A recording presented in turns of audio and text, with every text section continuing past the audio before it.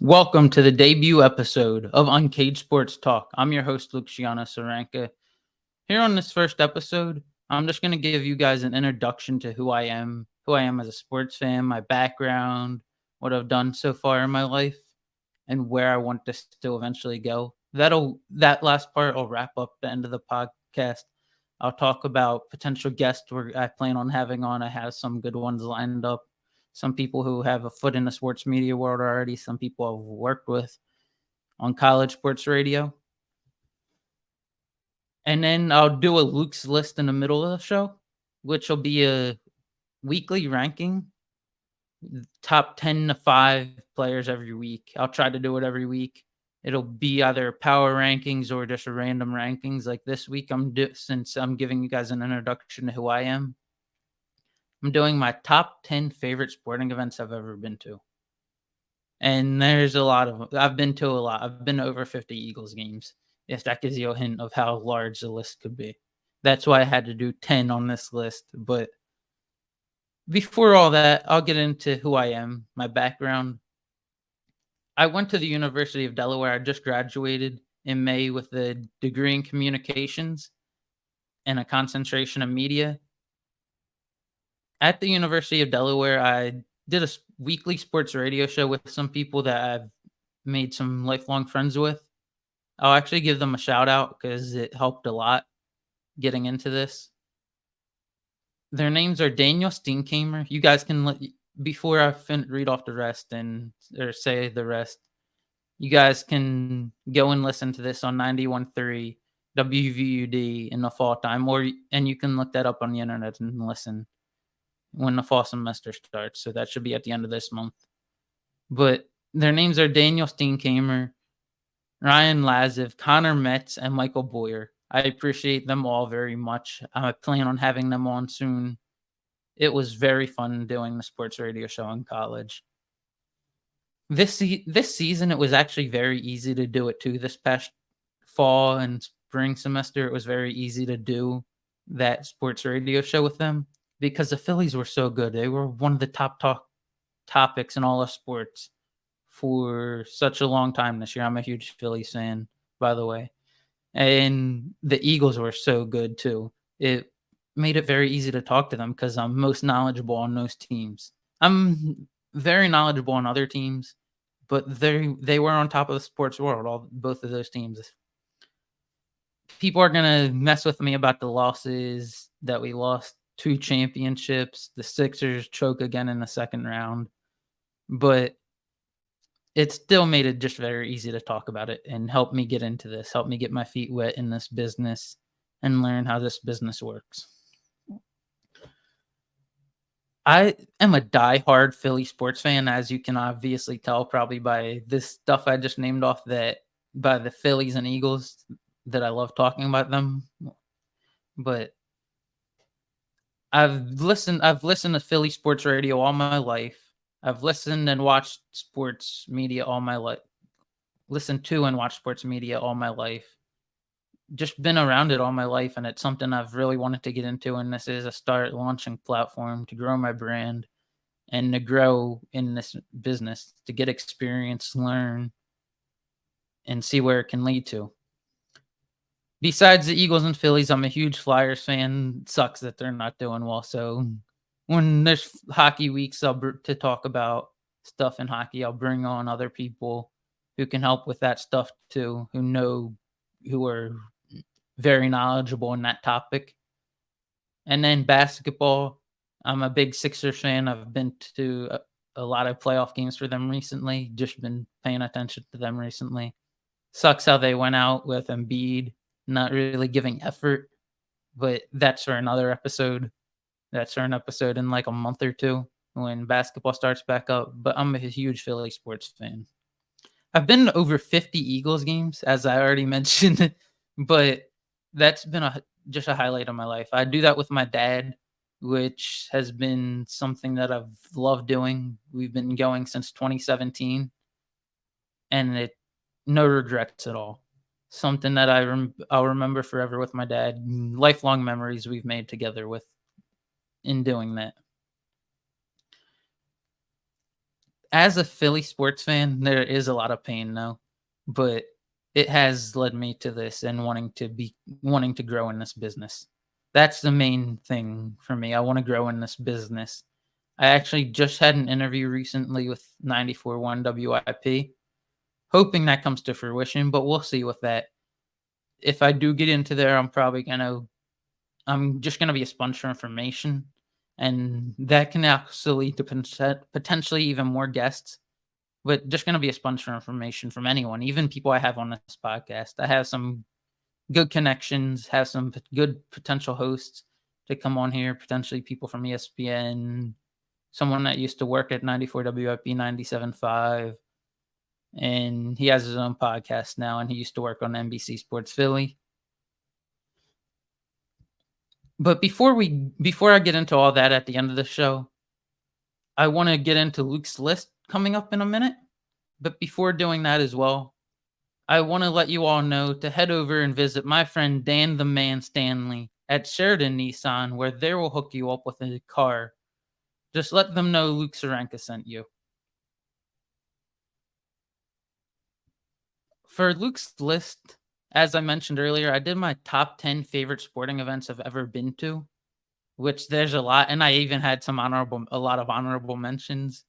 So this should be fun to just give you guys an intro to my background, events I've been to, the type of fan I am, and why those are meaningful to me.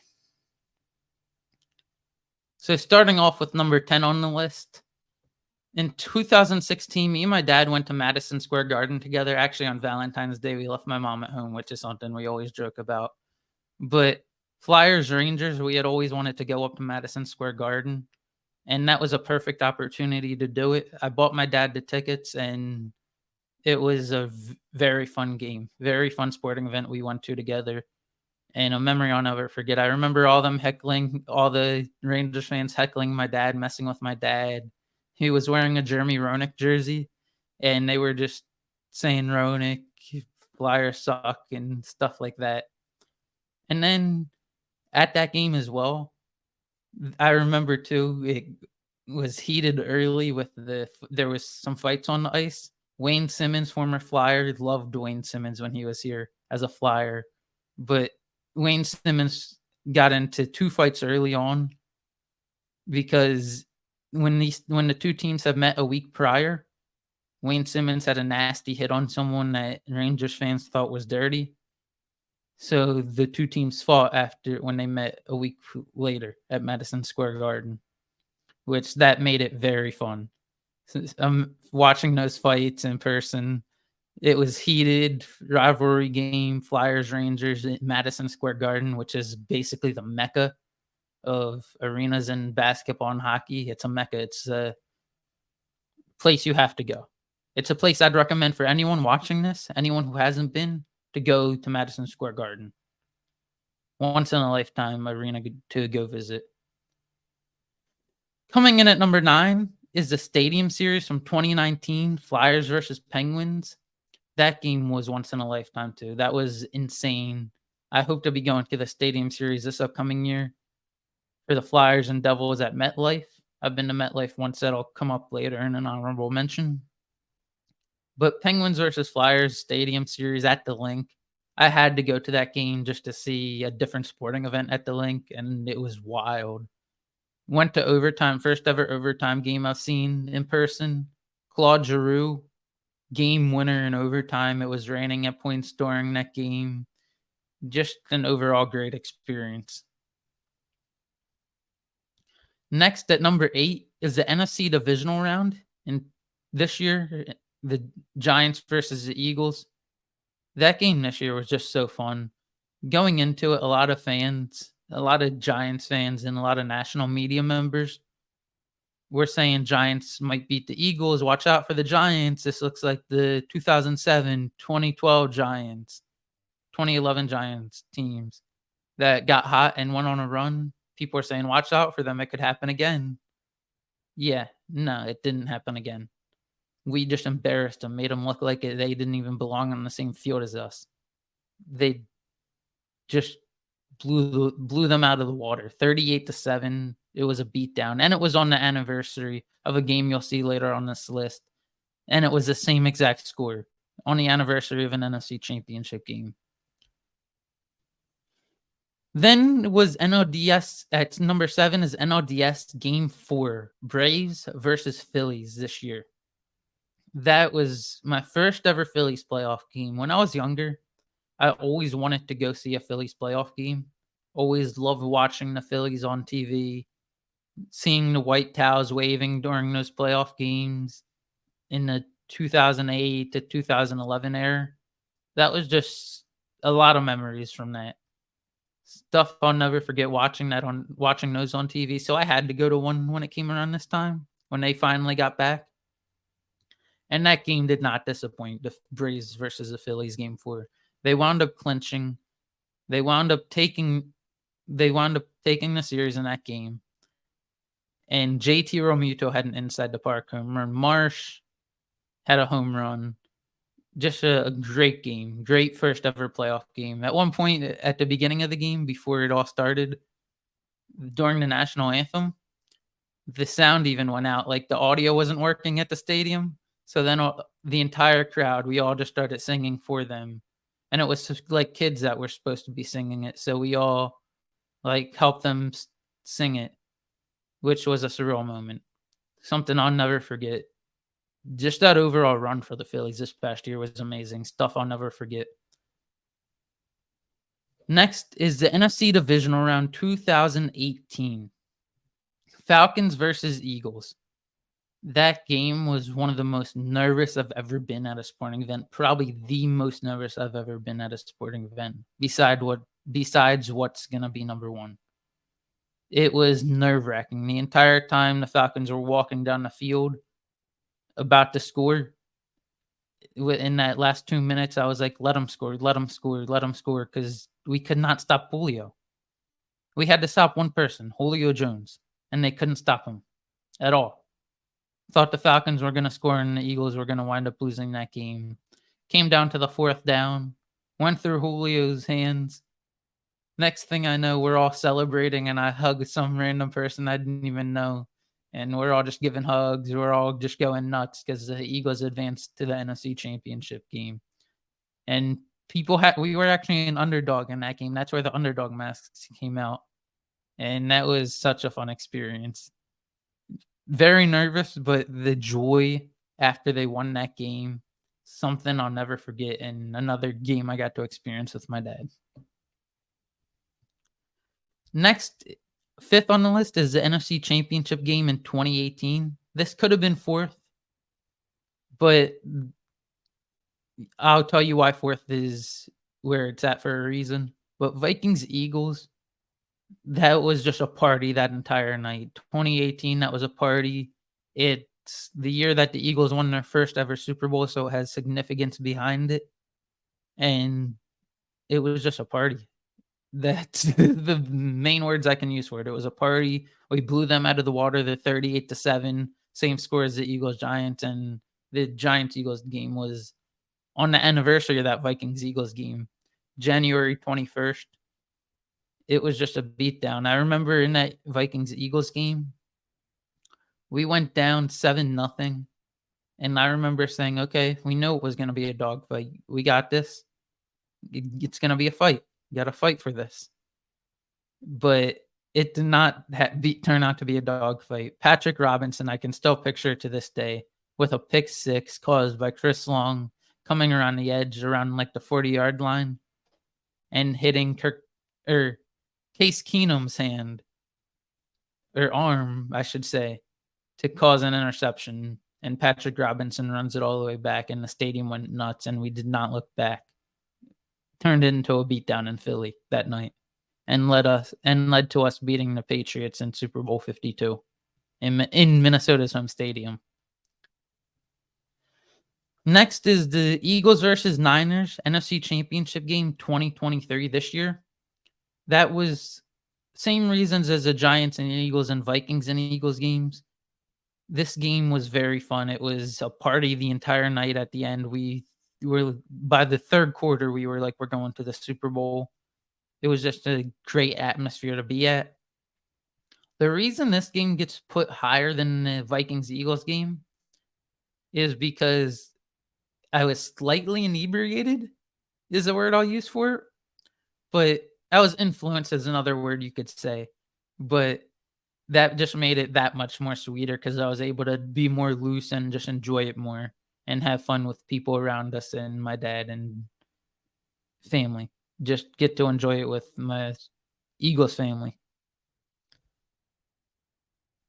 Next at number 3 is World Series Game 3, Astros versus Phillies. This could be number 2 since it's the World Series. A lot of people would probably think it would be number 2 or should be number 2, but it's number 3 just because the Phillies didn't win the World Series. But Phillies Astros was just an amazing game to be at. That night leaving that stadium, I thought the Phillies were going to win the World Series. I was actually just talking about this earlier today. They hit 5 home runs that night, tied a World Series record. I left that building that night thinking they were going to win the World Series. I was on top of the world. Thought there was going to be a parade the following week. I was ready for it. They just had to win one more game at home, and they would have went back to Houston with at least a 3-2 lead, or they would have won the series if they won 2 at home, 2 more after that.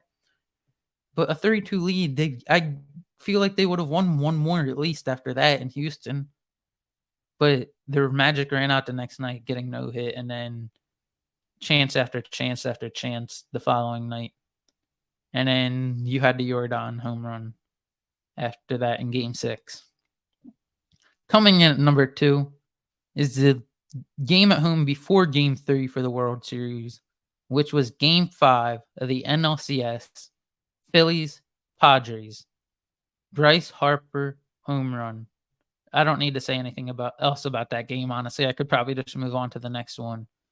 But Game 5, Phillies, Padres, Bryce Harper at the plate. I said a prayer to my mom actually at this moment, who was a grandmother, I should say, who was the biggest Phillies fan I knew growing up. She would watch every single game. I said a prayer to her, like, please help carry this ball out, close my eyes for it. And I was like, please help carry this ball out of the stadium right now, just once. Next thing I know, Bryce Harper at the plate, down a run, hits a 2-run shot to take a 4-3 lead in Game 5 of the NLCS and help the Phillies advance to the World Series for the first time since 2009. It was very emotional when that happened. I don't even remember the batters after. Just remember hugging my dad, hugging people around us, all just going nuts because we realized that the Phillies were 3 outs away from going to the World Series, which was an insane moment. I remember my dad sitting on a chair, like the chair, not even really sitting on the seat, but like the chair, kind of like the chair standing up, but he's just leaning over on it, kind of, and just trying to catch his breath. That's what we all were almost doing. It was just we all were trying to catch our breath for the next few batters before the Phillies went to the field to pitch and to try and seal the game. But it was just a whirlwind after that home run. It was something I'll never forget, memories I'll never forget. Something that was surreal, very surreal watching that game. Next are some honorable mentions. I went to WrestleMania 29, which was 10 years ago. I went with my dad. They bought me tickets for Christmas. My mom and dad bought me tickets for Christmas to that game, which was, or not game, but event, which that was a great event to go to. Something I'll never forget. I used to be a diehard fan of wrestling when I was younger. I feel like a lot of people are big fans of wrestling when they're younger, but it was really cool to go to WrestleMania 29. Then another game is Orioles Red Sox. First ever time I went to Fenway, I went with my dad and uncle. That was just a very fun event, and just getting to see Fenway Park for the first time. 2 years ago, I went to Fenway again. Went back to Fenway for Phillies Red Sox. That was really cool. Phillies lost, but just in general, getting to see the Phillies up there at Fenway Park, getting to see my own team play at Fenway. Wrigley, same reason. When with my mom and dad, we went out to Chicago. Getting to see historic Wrigley Field. Those 2 places are the best 2 places to watch a baseball game. I gotta get out to Camden Yards, which is close to me, but that's on the bucket list, but those 2 places are the best 2 places to go watch a sporting event for or baseball, at least. Next, I went to Bristol Motor Speedway for a NASCAR event, which was really cool. Went out there with my mom to Tennessee, and we went to see that. We were out there for a wedding that weekend, and we went out there, and we went to see that race, which was really cool. It was a night race out there. Then any Eagles-Cowboys game.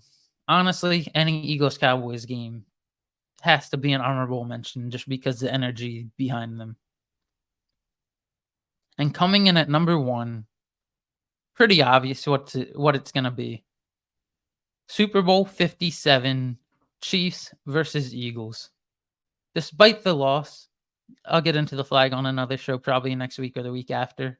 Get into all the talking about the game since football season's coming back up. But despite the loss, it's still my favorite sporting event I've ever been to. It's more than just a game. The Super Bowl, they treat it like an end of the year party. It's an entire weekend. We flew out there on a Thursday night. Then on Friday, we went to the Super Bowl experience where they got cool memorabilia. Then on Friday night, we went out to, or same night, we went to see a concert called at the Super Bowl Music Fest. Dave Matthews Band and a DJ named DJ Pee Wee. I still don't know who he is, but that he had Flavor Flav came out, which was really cool. That was just funny. I was just laughing at that. That was a fun night. Then the next day, we were just relaxing, and then we went to an Eagles pep rally where John Clark, NBC Sports Philadelphia, where John Clark, Michael Barkane, Barrett Brooks, former Eagles player, they were doing John Clark's podcast at a place called Philly Sports Girl out there, and it was just all Eagles fans. Just a great day right before the Super Bowl. Great way to get ready for the Super Bowl. And then obviously you got the Super Bowl. But before even the Super Bowl, that day we went to a tailgate. We had our tickets got us into a tailgate where there was free alcohol, free food, games like cornhole. We were just partying basically. We were having a good tailgate, just listening to music, then go into the game. Nerves are up and down, up and down. You're so nervous throughout the game. One minute you're on top of the world, and the next minute you're dejected after like the Hurts fumble or whatever.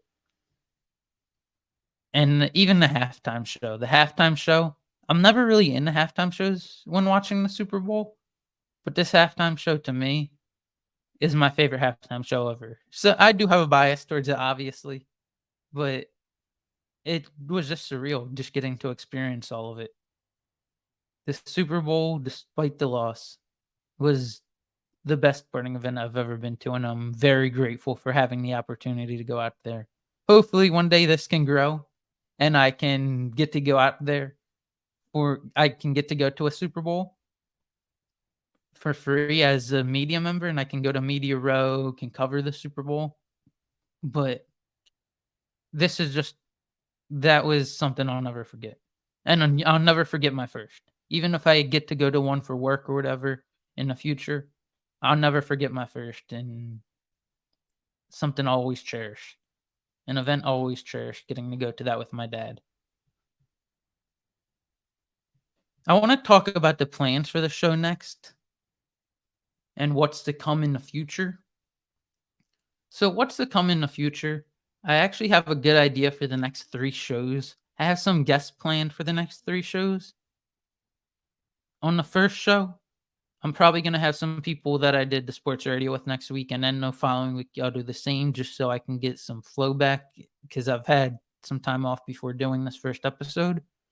So it can help me get back in the flow of doing it on a weekly basis with them, and we have a chemistry already, talking sports and just going around talking about whatever when it comes to sports topics.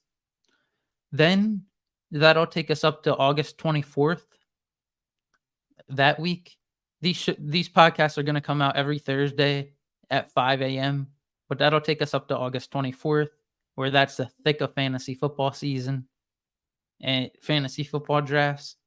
So might even do a live mock draft, or not a live mock draft, but a recorded mock draft, and talk about why I'm picking the players, my thought process behind where certain players are going, who I like in certain areas, to make that a different episode, a little change of pace from just talking about sports. Have a little fantasy football episode. Then the following week will probably be college, and then that takes us right up to week 1 of the NFL season, Chiefs Lions, which should be a really fun game. It should be a really fun season in general this year. A lot of surprise team, or a lot of young teams trying to make their mark on the league this year. Should be a really fun season. Should be fun to talk about it as we grow on this podcast and together. I look forward to talking to you all next week on the second ever episode of Uncaged Sports Talk, where I will be joined by some guests and some friends. I also neglected to mention, for some reason, some of the other guests that I plan to have eventually.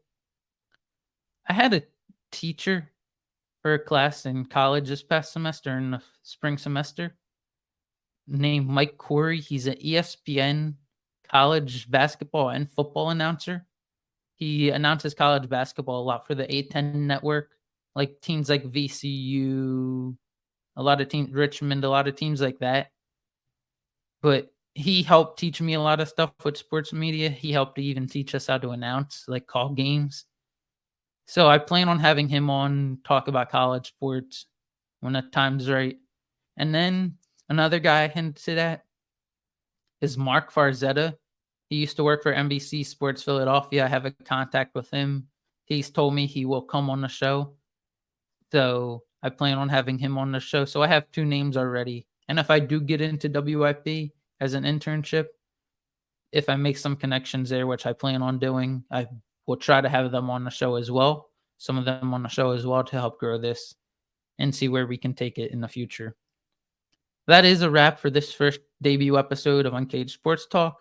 I look forward to talking to you all next week, where it should be a fun episode and you can meet some guests that will be regulars on the show. Try to have them on as often as possible, just because have a connection with them, and it was really fun talking sports with them.